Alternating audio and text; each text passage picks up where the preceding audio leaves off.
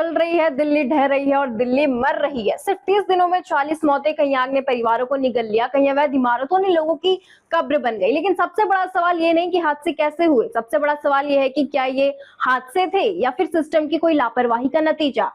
आज की ये रिपोर्ट सिर्फ एक हादसों की कहानी नहीं है, ये उन 46 जिंदगियों का सवाल है जो पिछले एक महीने में दिल्ली की लापरवाही, अव्यवस्था और सिस्टम की खामोशियों के बीच कहीं खो गई। एक सवाल जो हर दिल्ली वासी के मन में है, क्या ये सिर्फ हादसे थे या फिर ये मौतें पहले से लिखी जा चुकी थी? क्या इन लोगों को बचाया जा सकता था? क्या नियमों को ताक पर रखकर चल रही इमारतें, क्या बिना फायर एनओसी के चल रहे होटल्स, क्या अवैध निर्माण, क्या भ्रष्ट तंत्र और क्या जिम्मेदार अधिकारियों की चुप्पी इन मौतों के पीछे असली वजह है? नमस्कार, मैं हूं आपके साथ संजीवनी और आप देख रहे हैं भारत न्यूज 360 टीवी। आज हम आपको दिखाएंगे दिल्ली के उस खौफनाक एक महीने की पूरी कहानी, जहां आग लगी, इमारतें गिरी, लोग जिंदा जले, लोग मलबे में दबे और हर हादसे के बाद वही सवाल गूंजता रहा कि आखिर जिम्मेदार कौन है।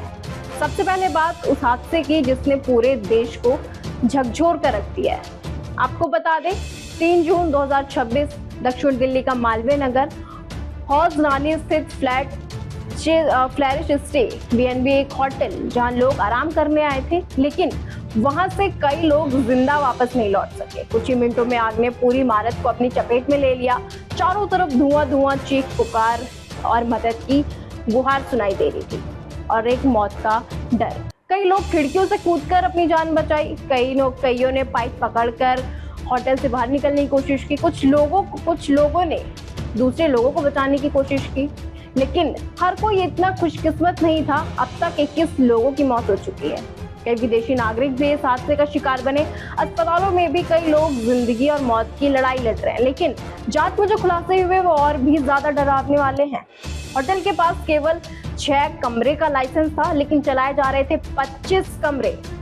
फायर एनओसी नहीं थी, बिल्डिंग प्लान मंजूर नहीं था, छत तक जाने का रास्ता भी बंद था, डिजिटल लॉक लगे हुए थे, कई कमरों में खाना बनाने का उपकरण मिले। और सबसे बड़ा सवाल, अगर ये सब अवैध था तो इतने सालों तक कौन आंखें बंद किए बैठा था? अब दिल्ली पुलिस होटल मालिक लवकेश बजाज से पूछताछ कर रही है। साकेत कोर्ट में उसे 4 दिन की पुलिस रिमांड पर भेजा गया है। पुलिस का दावा है कि होटल में फायर सेफ्टी की लगभग सभी नियमों की अनदेखी हुई। दूसरी तरफ बचाव पक्ष कह रहा है कि मालिक खुद भी इस हादसे का पीड़ित है। लेकिन सवाल अब भी वही है, अगर होटल सुरक्षित था तो 21 लोगों की जान कैसे चली गई? अगर ये सब सिर्फ एक हादसा नहीं है, अगर हम पिछले एक महीने का रिकॉर्ड देखें तो तस्वीर और भी भयावह नजर आती है। 3 मई विवेक विहार, आपको बता दें 4 मंजिला इमारत में आग लगी थी, 9 लोगों की मौत हुई थी और एक मासूम बच्चा भी उसमें शामिल था। संभावित कारण सिर्फ और सिर्फ एक एसी ब्लास्ट। मई के दौरान हौज खास एन्क्लेव में एक और एसी ब्लास्ट हुआ, जहां आग लगती है और देश के पूर्व वरिष्ठ नौकरशाह धीरेन्द्र कुमार की मौत हो जाती है। वहीं 30 मई को साकेत के सैदुल्ला जवाब में 5 मंजिला कमर्शियल बिल्डिंग अचानक ढह जाती है। मलबे के नीचे दबकर 6 लोगों की मौत हो जाती है, जिसमें डॉक्टर, इंजीनियर, छात्र, कई सपने उस मलबे में दफन हो जाते हैं। जांच में अवैध निर्माण और प्रशासनिक लापरवाही की आशंका भी सामने आई। उसी दिन बवाना इंडस्ट्रियल एरिया में भी आग लगी, फैक्ट्री धू धू कर जल उठती है। हालांकि इस बार 9 लोगों को सुरक्षित निकाला गया। फिर आता है जून, मुकंदरपुर एलपीजी सिलेंडर ब्लास्ट, मकान ढह जाता है, 11 लोग घायल हो जाते हैं, कई गंभीर रूप से झुलस भी जाते हैं। शाहजहां का ज्वाला नगर, एक और इमारत का हिस्सा गिरता है, लोग घायल होते हैं। और फिर मालवीय नगर, जहां 21 लोगों की मौत हो जाती है। अब जरा आंकड़ों पर नजर डालें तो दिल्ली फायर सर्विस के अनुसार सिर्फ अप्रैल महीने में आग की घटनाएं मार्च की तुलना से 75% बढ़ गई। जनवरी से अप्रैल तक 6,679 आग की घटनाएं दर्ज की गई। ये सिर्फ आंकड़े नहीं है, ये एक चेतावनी है, एक ऐसा अलार्म है जो लगातार बज रहा है, लेकिन शायद कोई सुनना नहीं चाहता। अब सवाल राजनीति का भी है। कांग्रेस ने इसको हत्या करा दिया। कांग्रेस सांसद प्रमोद तिवारी ने आरोप लगाया कि जब केंद्र, दिल्ली सरकार और नगर निगम तीनों जगह एक ही दल की सरकार है तो फिर इतनी बड़ी लापरवाही कैसे हुई? उन्होंने दावा किया कि होटल को 5 कमरों की अनुमति थी, लेकिन वहां 25 कमरे चलाए जा रहे थे। वहीं दिल्ली के मुख्यमंत्री रेखा गुप्ता ने पीड़ित परिवारों से मुलाकात भी की। मृतकों के परिजनों को 10 लाख रुपए और घायलों को 5 लाख रुपए सहायता देने की घोषणा की गई। जांच के आदेश दिए गए, दोषियों के खिलाफ कार्रवाई का भरोसा भी दिया गया।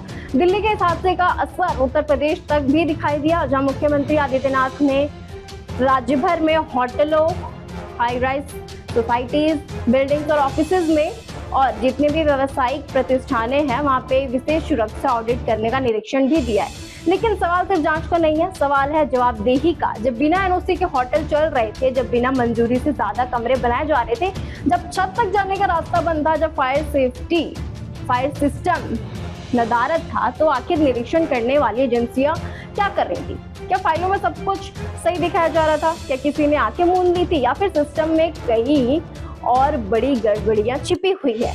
और इन सब के बीच एक उम्मीद की कहानी भी है। अरमान, जिसने अपनी दुकान के गद्दे और रजाइयां सड़क पर फेंक दी ताकि लोग कूदकर अपनी जान बचा सके। वह स्थानीय लोग जिन्होंने बिना किसी पहचान के, बिना किसी स्वार्थ के सीपीआर देकर लोगों की जान बचाने की कोशिश की। वो दमकल कर्मी जो धुएं और आग के बीच मौतों से लड़ते रहे, ये सोच के कि शायद कुछ लोग बच जाएं, जिनकी वजह से शायद मृतकों का आंकड़ा और बढ़ा नहीं। लेकिन 46 मौतों का हिसाब कौन देगा? वो बच्चे जो अपने माता पिता को खो बैठे, वो परिवार जिन्होंने अपना घर खो दिया, वो परिवार जिनके घरों में अब कभी खुशियां नहीं लौटेंगी, वो सपने जो मलबे और धुएं में हमेशा के लिए खत्म हो गए। आज दिल्ली एक सवाल पूछ रही है, क्या अगला हादसा रोकने के लिए कोई ठोस कदम उठाया जाएगा, या फिर हर हादसे के बाद जांच, मुआवजा, राजनीतिक बयान और फिर सब कुछ सामान्य? क्योंकि जब तक नियम सिर्फ कागजों पर रहेंगे, तब तक अवैध निर्माण और आंखें मूंदी जाएंगी। जब तक सुरक्षा मानकों को खर्च समझा जाएगा, तब तक दिल्ली में मौत का ये सिलसिला रुकने वाला नहीं। आखिर में सिर्फ एक सवाल, मालवीय नगर, विवेक विहार, साकेत, मुकुंदपुर, ज्वाला नगर, इन 46 मौतों का जिम्मेदार आखिर कौन है?